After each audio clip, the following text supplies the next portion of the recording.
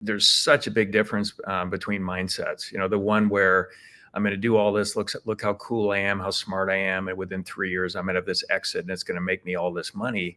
Huge difference between I'm going to get into this business, have a real business that's creating incredible value. I'm going to keep building on it. I'm going to do the consistent work over time to do it. And I love this. And if I ever do sell someday, an equally good, if not even better option is keeping my business. Let's go.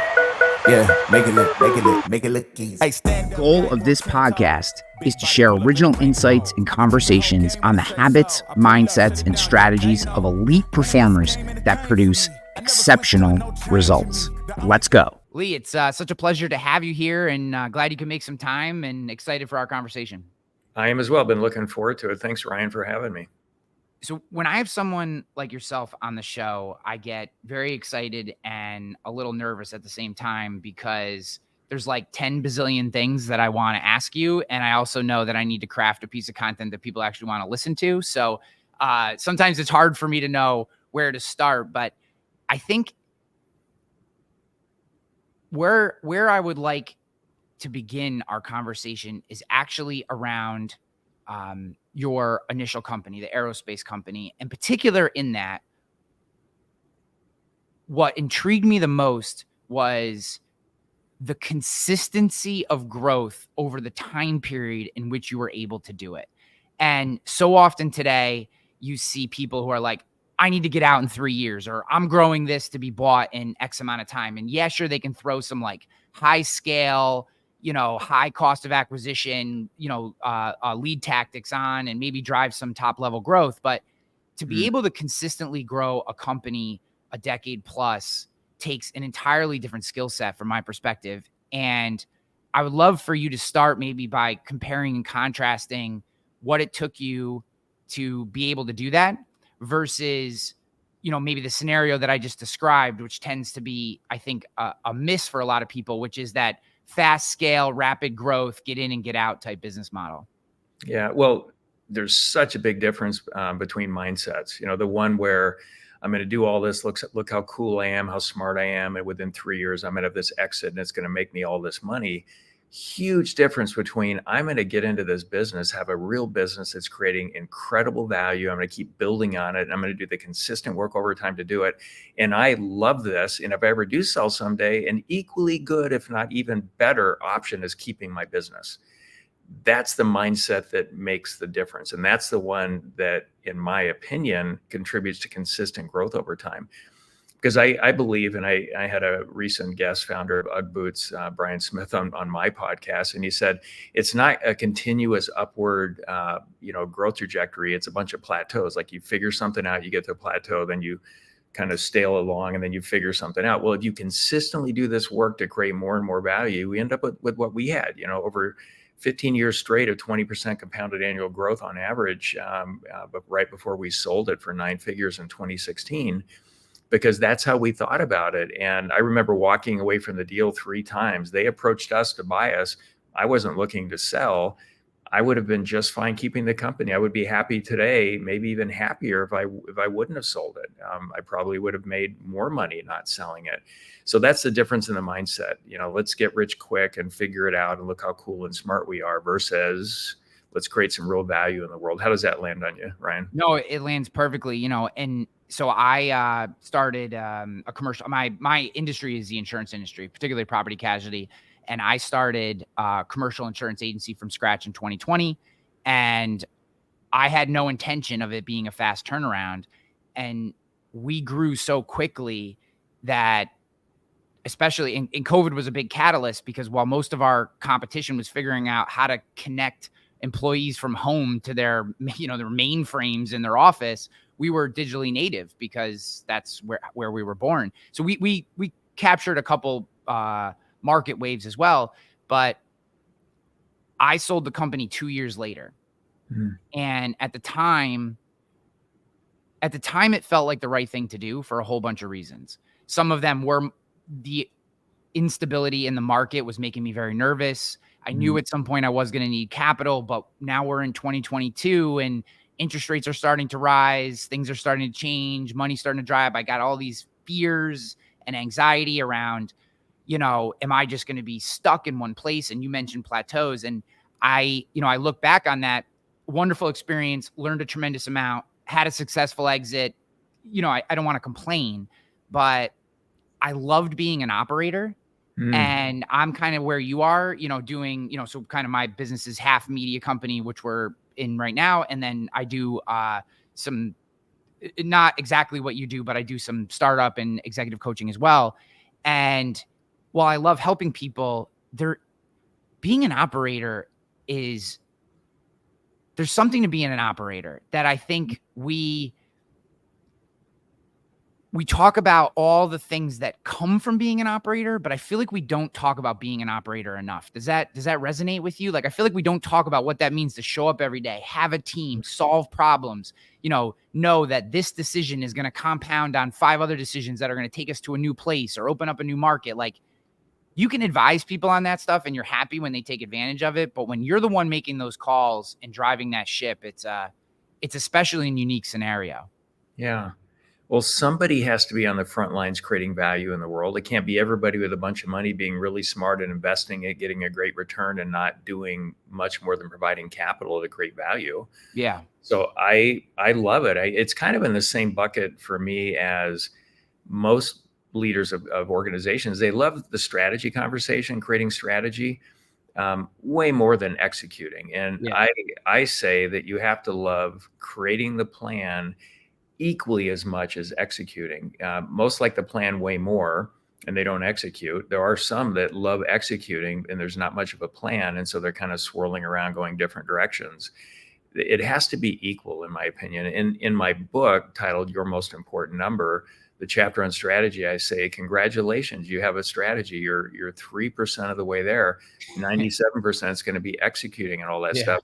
And I think a big part of what they miss when they create the plan or strategy is what's going to be the intentional way of executing on it and building on that over time. So you have strategic initiatives to make step changes in your results, and you have continuous improvement that should be built into absolutely everything going through.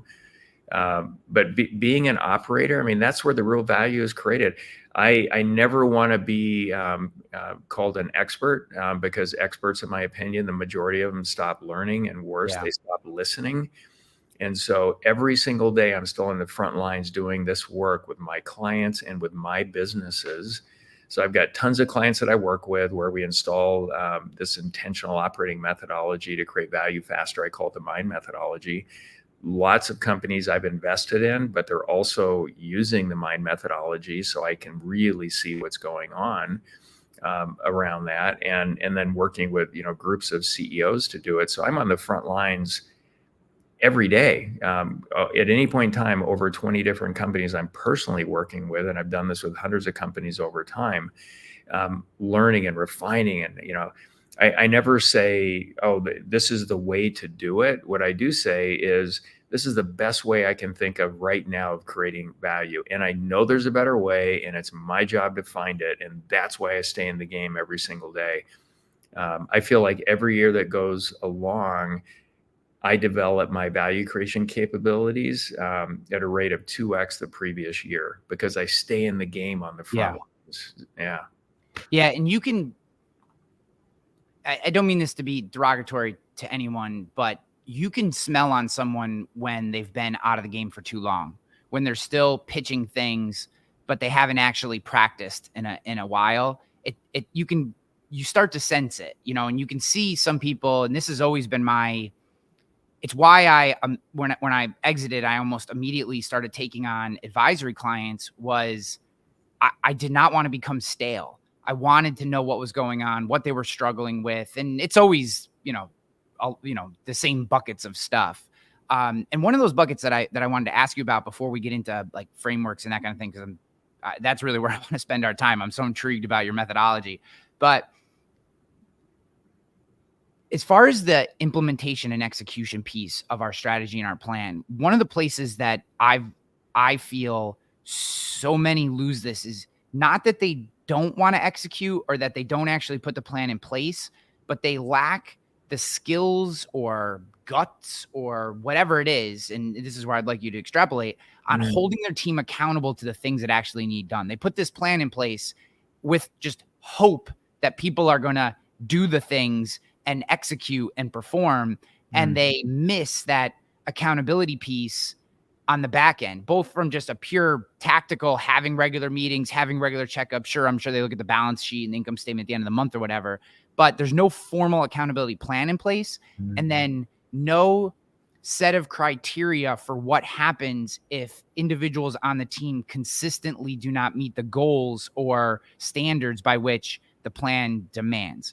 Yeah. One, do you buy that? And two, how do you recommend someone who's listening to this that struggles with accountability? What are maybe some initial steps, thoughts, or resources that you provide that could help them with that particular piece? Yeah. And I'm so glad we have 8.5 hours for this podcast so I can answer your question early. But let's say, foundationally, I agree with you. Most set strategy based on what they want to have happen. And it should be set strategy based on the foundation that you have objective results that you can sort of extrapolate and say, yep, this is believable. We can actually achieve it, right? Yeah. Totally different. So what's the foundation from which you're creating value? And then the next piece of it on the accountability side, if you ask the question, how does each leader create value for the organization? Ask that question to every leader. What would they say? And I look at it, and in my mind methodology that I've developed over literally decades, and it works literally 100% of the time, unless the top leader in the organization is just making terrible decisions around that. And I know you talk a lot about that in your podcast. I listen to some of those. So every single team should have one number that says above all others, they're winning or losing. And really importantly, it drives the majority of the right behaviors for that team. So every team should have that. And so if you ask a leader, how do you create value for the organization? They'll say, well, this is our team's most important number. This is where we started. This is where we're going. We're currently on track, or maybe we're ahead or behind.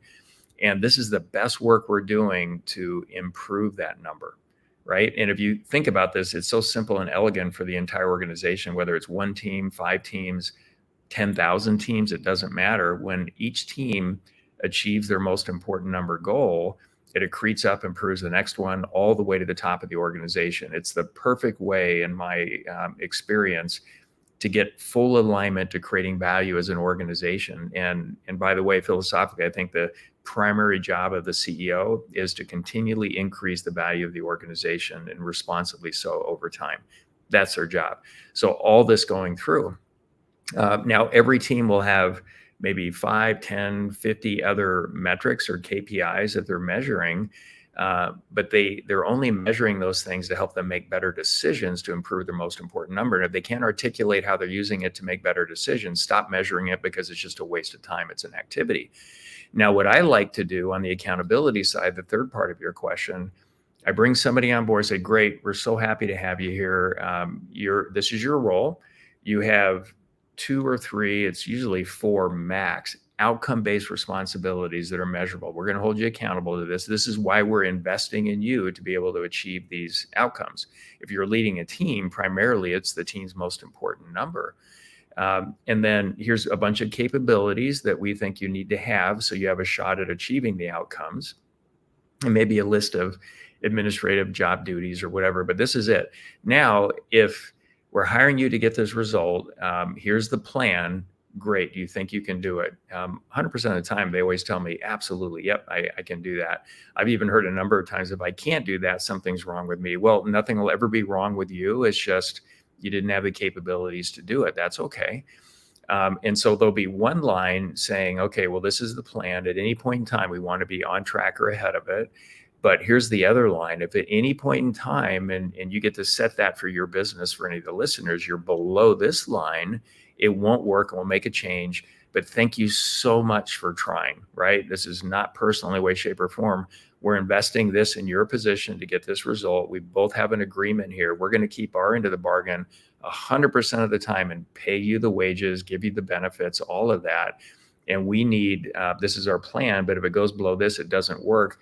And if we left somebody in place where it wasn't working, you're jeopardizing, potentially in a position, everybody else in the organization.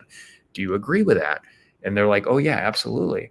And now when over the years, and I've, employed in different companies, thousands of different individuals, amazing team members, now 9 or more times out of 10, when they fall below that lower line, and I bring them in, or one of my leaders brings them in and says, hey, this isn't working out. Yeah, I know.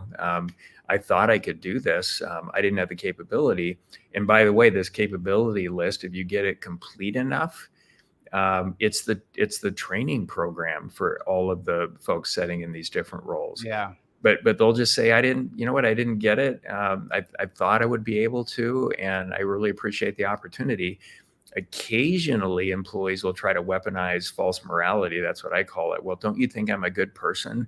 You must be a bad person letting a good person go. It's like, no, I bet you if you hired somebody to paint your house and they painted the wrong color and the paint was peeling off, you wouldn't be happy about paying them. Mm-hmm. So let's not go with a whole double standard thing. We had an agreement, and hey, can I help you find another job? And by the way, one of my policies has always been, at least since around 99, if an employee leaves for any reason whatsoever, the leader that hired them has to follow them to check in for at least a year after they leave. Yeah. And it's the right thing to do, especially now with social media. I mean, they can be really upset and do all kinds of things. It's like, this didn't work. We both gave it a good shot. We had an agreement. We want you to do well in the world, and we're here to help. Yeah. I think the other thing too is that if that person leaves and is an advocate, they'll refer someone, and I've had this happen in previous companies, they'll refer someone in that they know. Now that they know the position, all of a sudden you'll start hey, my friend John or my friend Sally, she'd actually be perfect for this position, and, reach out. And now you have this goodwill coming back to your company, and people also can reapply. I had someone who was a poor sales professional for my organization, just didn't have the capability, thought they could do it, hit high on scoring for it, but just for whatever reason, it had a lot to do with discipline, couldn't pull themselves together, and they left. Well, 6 months later, they reapplied for a different position in the company that matched their skill sets, but didn't have some of the same sales requirement aspects to it. And they were incredibly successful and happy. And it was like, because on the way out, it wasn't just like, hey, you suck, get out, or some uncomfortable conversation. And what I heard from that as well was around this idea of setting expectations up front. That feels like part of the reason why I feel so many leaders struggle with accountability is because they don't actually know, they haven't actually communicated to their team or that particular individual what they're supposed to be held accountable for. So when the conversation happens, it's like, whoa, you're not doing a good job. Well, what does that mean? Why? What am I not doing? You haven't sent me to training. All of a sudden, it becomes a very difficult conversation, whereas you described, and it was so articulate. And I hope, guys, if you're struggling with this particular aspect of business, go back and rewind that section and listen again what Lee said. And I'm sure you have resource on your website for this too. But this idea of upfront, clearly setting expectations, goals, capabilities, etc., so that conversation when they don't hit them is not an emotional one, right? It shouldn't be emotional, unless they do something, immoral, etc. But yeah, no, I love that. I love that. Well, I want to transition to frameworks, and I've shared this on the show before. Well, I was told not to refer to my brain as broken by a previous guest. I said, my brain is broken, so I had to use frameworks in order to be successful. She was appalled at my usage of the word broken in a positive way, and she's like, don't talk negatively about yourself, etc. But I'll say it because it's the way I think about it. My brain is whatever it is, and whether it's hyperactive bipolar or hardcore ADHD, I am all action, all gas pedal all the time. Left to my own devices without guardrails, it is gas pedal, go, build, break. I don't care. I'm fine to fail in public. Just go. And while there are advantages to that, which I am aware of, there are also a lot of pitfalls that come with that mentality. So what I had to do was I started reading about mental models and frameworks and different things of this nature as a way to like check myself, to be like, okay, here's my idea and I'm ready to go 100% in. Let's walk through a couple mental models real quick and start to think through this. And if what I get out the backside matches what my initial thought was, then maybe I have an idea that I can present to the leadership team or the team or et cetera, whatever the situation is, and change the course of my career. I mean, literally change the course of my career, because I had all these ups and downs, tons of success, fired, et cetera, different things happened. And it wasn't until I found these. I would love to know, was this just something that naturally developed for you? Do you have a similar story where you needed to use these to run your business, et cetera? Where did you start to, because I found, and I just, sorry, one more caveat to this, and I promise I'll let you respond, but this is why I'm such a terrible podcast host. I have found, particularly since I've started doing advisory work, I thought more people used frameworks, mental models, et cetera, as a way to operate. And I was behind. And what I've actually found is that most people, the vast majority of people, do not. They kind of fly by the seat of their pants and work off whatever their natural skills are, or if they, maybe they came across a good mentor here or there.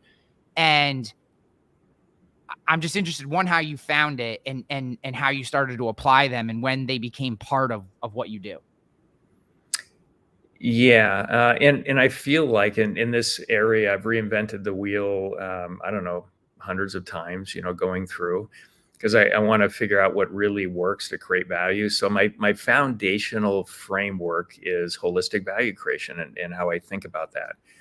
So there's three parts there when I say holistic. So there's material value creation. Everybody gets it, money, things, all of it.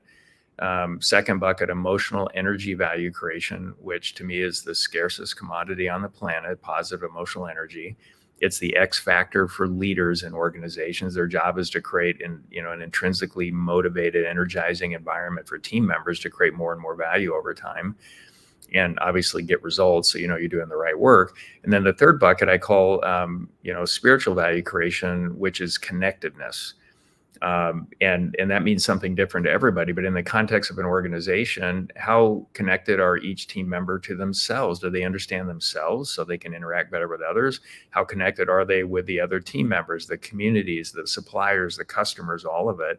So I always thought about creating value in all three buckets and helping everybody get really good at intentionally creating value in each. So we're here to make money. What are all the things that go into that? Now, it takes just as much work, and sometimes more, to cultivate your ability to create a positive emotional value or energy. And then the same on the connectedness side. So for example, if you want to go back to the case study of my aerospace business, we were very profitable. We consistently grew over time. All that was great. We were really good at cultivating that piece of it. And a big part of that is because we cultivated the other two. They supercharged it. With leaders, I talked a lot about that. Their job as a leader is to, first and foremost, get results, and then foster that environment where every team member truly is intrinsically motivated to create more value over time and empowered to do so. And it's almost like they have this mindset where they're the CEO of their own role going through. And then all the connectedness stuff. So we're really strengthening community with the team members. In that aerospace company, I put in a 10,000 square foot gym. Told employees train 2 days a week with other team members. On average, we'll pay 100% of the health insurance premium for the following month. If not, you pay 20%. We pay 80%. Still a great deal. Bring your family members, spouses, kids. You will put even more money in your paycheck. And out of a little over 500 team members, we had close to 400 that were doing this on a weekly basis. And then all the other stuff, like every weekend, I would get invited to no less than 10 to 20 barbecues and other events going on that employees had. So we had that. Again, I think you're getting this. I was super intentional about creating value in each of the three. And I love it. I mean, there's probably at least 100 of those team members since I sold this thing in 2016 that I follow, and where I'm really good friends with a number of them. So that's my foundational framework. When you look at something, are you creating net positive, holistic value in the world? Yes or no? And that's why I have zero respect for larger companies that will show, hey, we made billions of dollars in profit this quarter. if I look at it and say, yep, but you took tens of billions out of the economy, but you made that. And it's wild when you don't have the value creation mindset. People that invested in those companies will be super happy they got a great return, and they don't care that it hurt everybody else 10x. They don't care. And and the whole reason I have my podcast, Show Your Value, the Art of Value Creation, is to permeate out holistic value creation behaviors and thinking into the world. It would be a much better planet to live on if everything we did was about net positive, holistic value created. Yeah. And we would choose not to get involved with things that are rigging the game to make them a bunch of something over, at the expense of others. How does that land with you? I mean, 100%. I mean, even from like a moral standpoint, I'm completely on board. It's, to me, one of the reasons that so this show a year ago was focused on the insurance industry, and mostly, same topics, but primarily on the insurance industry. And the reason that I opened it up and I wanted to get into the broader market and talk about bigger issues was that, like, I had a woman on a few episodes ago, and she works with female leaders to help them. She was fighting and people who are listening, please don't take this the wrong way, but she was fighting the toxic feminist kind of girl boss stuff that she had felt like corrupted female leaders to be more positively engaged, to be more about community. And she had a whole thing to it that she had that, I was just listening to her take. But what I thought was phenomenal about her message was different but similar to what you were saying, is that there are these toxic ideas of, I have to be the king or queen of my kingdom. It's I'm the one that initially founded this company, therefore all value creation must come to me. I need to reap maximum reward, etc.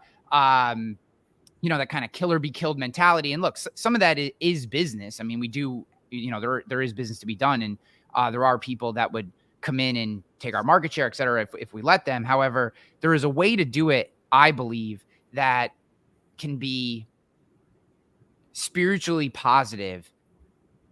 And it's not more work. It's just a different way of framing the way you think. Like, I think there is a general sense out there that to be a quote unquote, like, good company, you either have to go like to the kind of, and I don't mean this to be political, but more to like the left's version of that. Like, every single human is equal on all regards, and that doesn't necessarily play. Or you have to be this like badass hierarchy where whoever's at the top is the authoritarian. And it's like, no, there's all this amazing business that's possible in the middle where we support each other, where we help each other, people play their roles and understand what those roles are, but they all are pushing in the same direction and belief of mission and support of people. And there's not enough of that talked about because, and this is where I'll kick it back to you, but like, I feel positivity doesn't get clicks. So unfortunately we hear so much negative, right? If you're thinking about the spreading of a message, a negative message or a negative headline or a negative spin on something will go viral faster and farther, and the message will spread. And I feel like too many people are playing into that game to get that attention or those clicks on whatever they're sharing, and not spending time and grinding on the topics that I think bring more positivity into the world. So I couldn't be more morally aligned with what you're saying. I guess my question to you is, as someone who is now coaching, advising, you have the mastermind, you're working with these companies, you see people coming in, getting your message out is part of branding and bringing new people in. Do you think that take is correct, or do you where do you kind of see us today and positivity in general as a message online?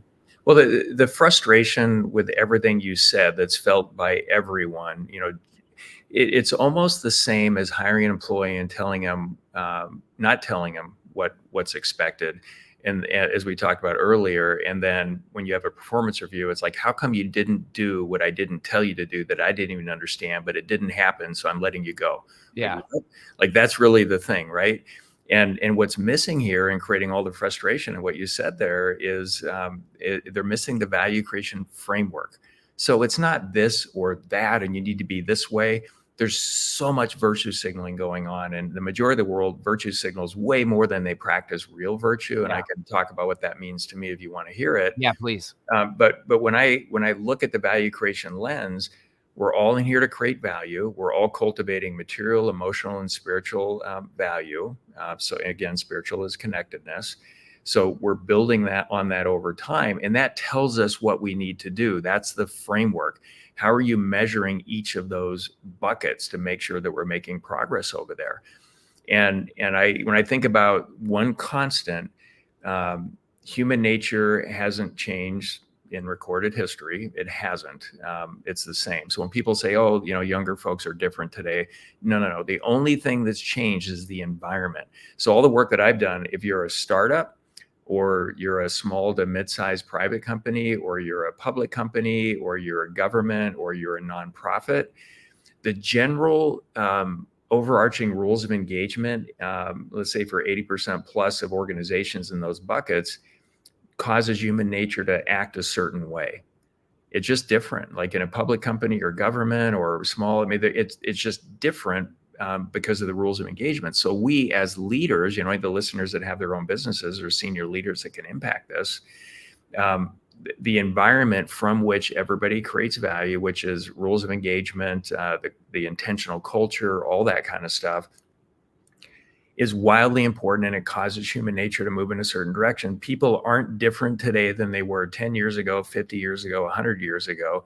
The environment's different. I mean, look how powerful the founding documents that created the environment from which, or rules of engagement from which we create value in the United States. The Constitution, you look at separation of power, all that stuff.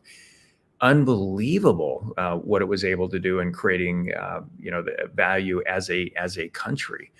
And for sure, I don't find very many leaders that understand the power of that. Yeah. Like we'll see our elected officials today, which is largely a culture of rigging the game, not creating better conditions for the citizenry to work, live, learn, and play, or at a lowering relative cost over time. It's about rigging the game. So they're willing to blow up what worked to get what they want right now, not even understanding the ramifications of it. Well, think about your organization. What's the difference? Create those foundational rules of engagement from which everybody creates value.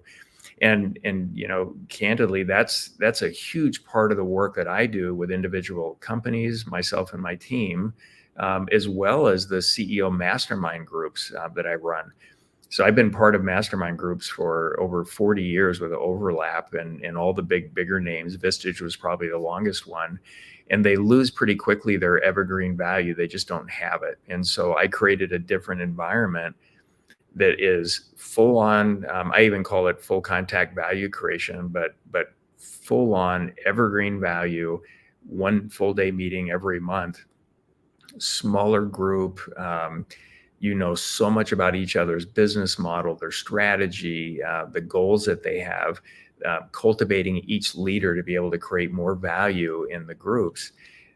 Last year, of all the members in my 3 full groups, and I've got chairs that have their groups as well, the lowest performer increased the value of their business 38%, the highest performer 1,100%. Wow. And this is just a normal story across the board when you're applying these concepts that I'm talking about, the rules of engagement that we create, the environment, cultivating value creation capabilities holistically with every leader.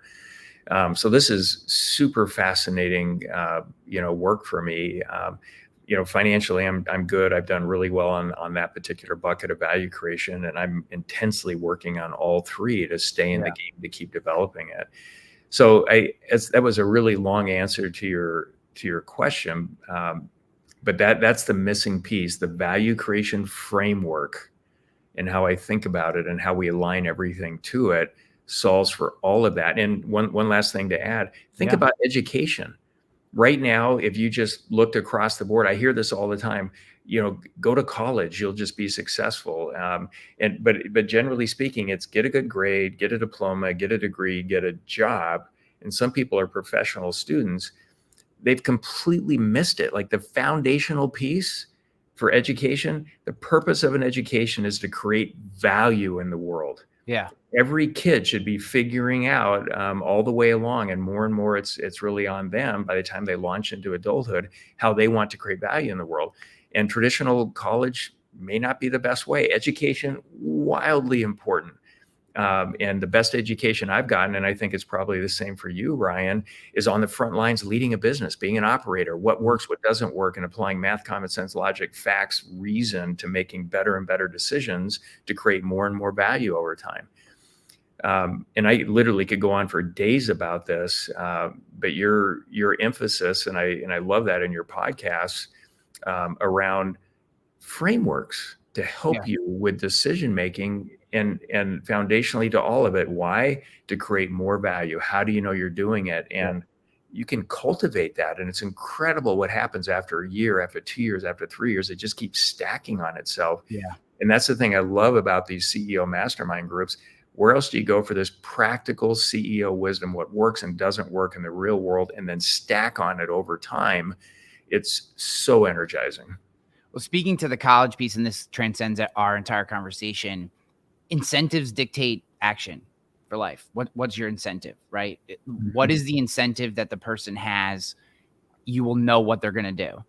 And you take college, for instance. Imagine how different our higher education system would be if, instead of you paying $50,000 a year to walk out with a piece of paper, you went for free, except that college got 1% of everything you earned for the rest of your life. How much different would the education structure be? Because they would have to realign everything they taught about helping you become a max value creator, because that's how they would make their money. Right now, that's never going to happen. But the idea and thinking through this simple concept of kind of everything you've said about setting expectations, I mean, that's really defining what the incentives are for that person. Your incentive to continue making a paycheck, getting raises, health insurance, membership at the company gym, and all the benefits that come with it is to do these things. This set of actions yields these incentives. And if these are the incentives that you want, you're going to do all the actions that we need you to do. And, there is a constant conversation in the insurance industry around how to compensate producers, which is what they call outbound salespeople. Yeah. This conversation's been going on for 440 years. And I think it's one of the stupidest conversations that I am part of. And whenever I'm at a conference or a mastermind and this topic comes up, I as much as I want to be like a steadfast, stoic person, my eyes roll and my shoulders go back, because I'm like, guys, this is not hard. Think about what you want them to do and incentivize based on what they want as incentives. That might not just be top line revenue. It may be, hey, you get a Friday off every month if you hit these target goals, or you take these actions, or whatever's necessary for you to get to want to be. Just align the incentive structure to what motivates them with the actions that you need them to take to be successful, and then let them know what that looks like.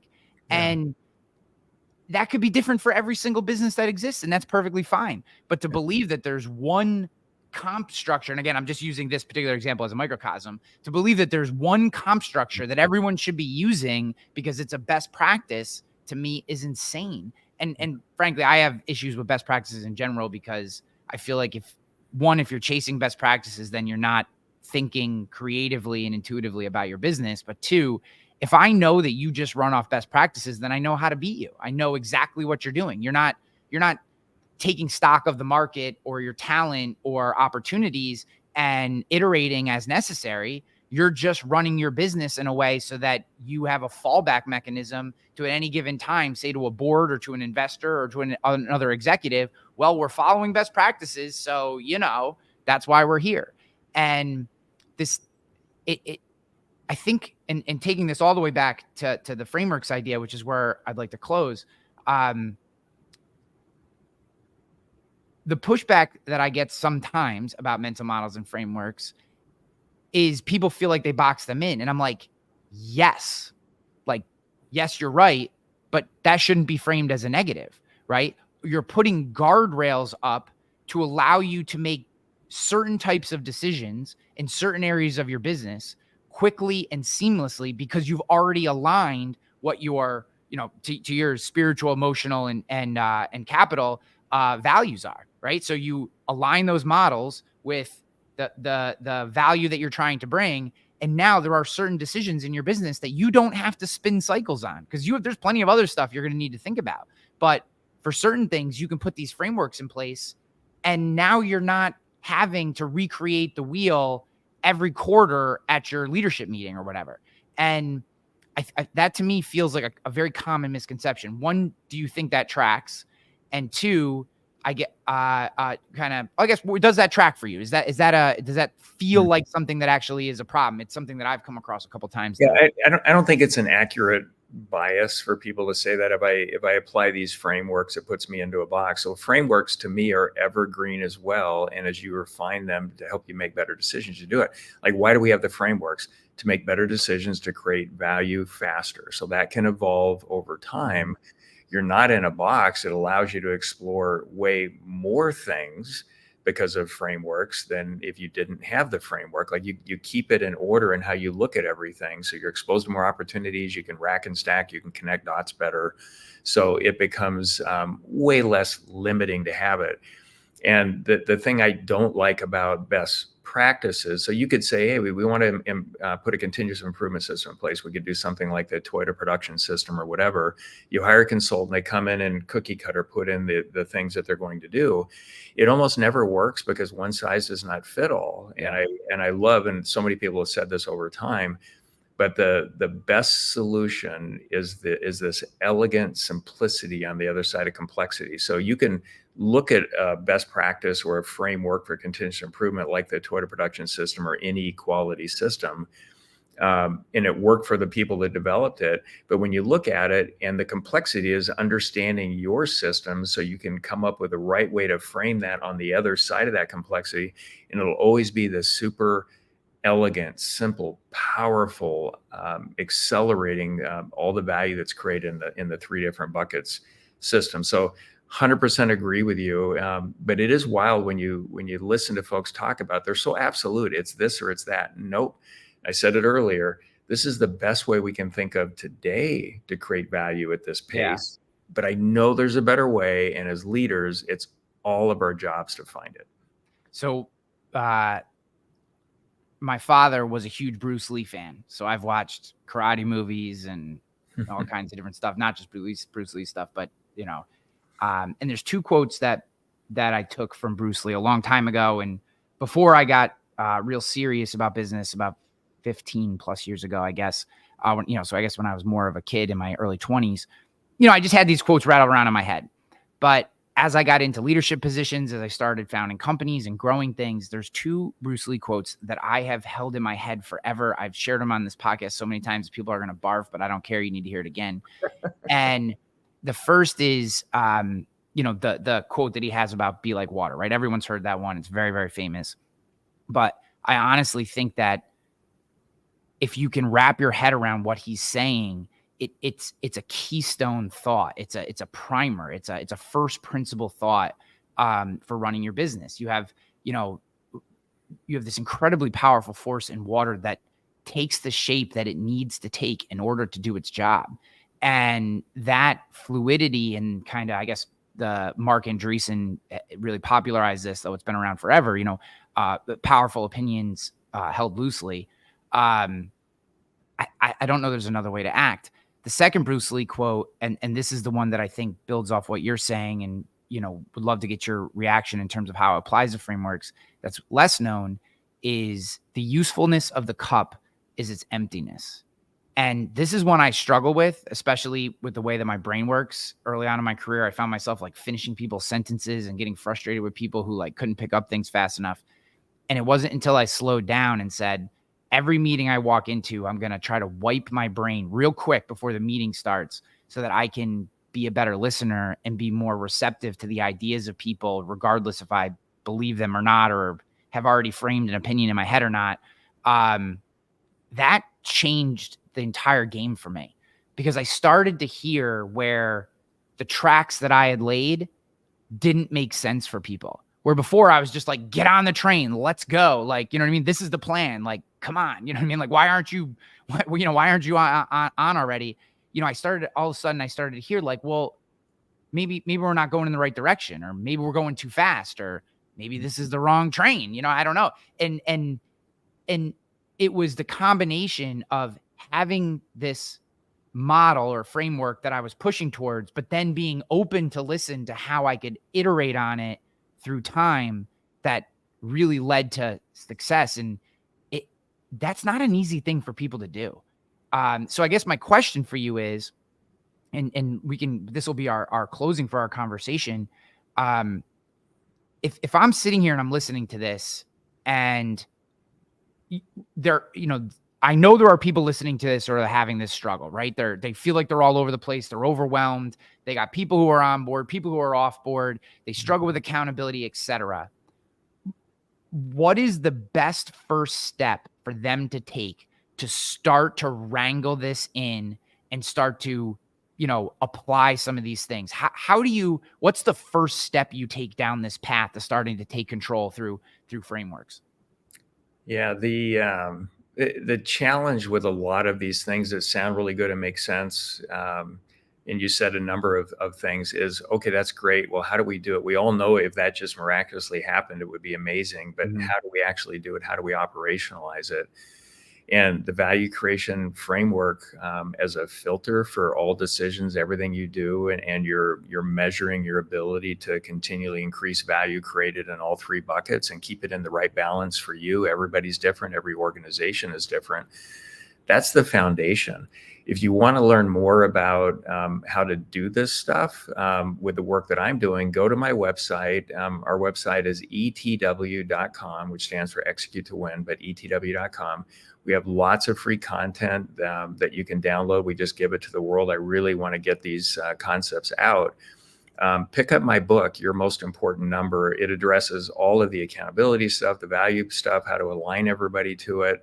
I have folks DIYing the MIND methodology, which stands for Most Important Number in Drivers, all over the planet. I get emails regularly. Oh, this is working so great. We just changed the language.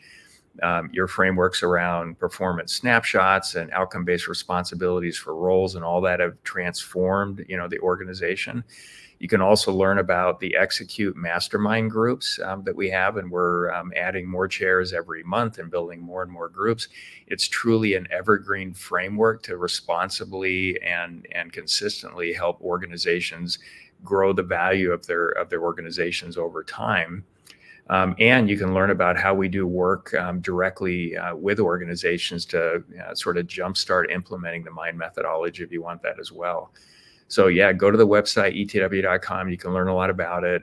My podcast is titled, I think I said it earlier, Show Your Value, The Art of Value Creation. And I interview some amazing people that have done all kinds of really, really cool stuff. And we're exploring value creation in all three buckets. And how does this apply? How can you actually do it? And the thing I love about these interviews is it's really practical wisdom about what works and hasn't worked or won't work or didn't work in organizations that we can all learn from and then build on that value creation wisdom. Guys, and I'll have links to everything that Lee just mentioned in the show notes as well. So if you forget the URLs, just scroll down, whether you're watching on YouTube or listening on a podcast platform. I'll have links there to everything. Lee, it has been such a pleasure. I love your philosophy. I love your disposition and mentality, and so glad to share what you're doing with the audience today. Ryan, this has been great. I wish we had another few hours, man. Let's go.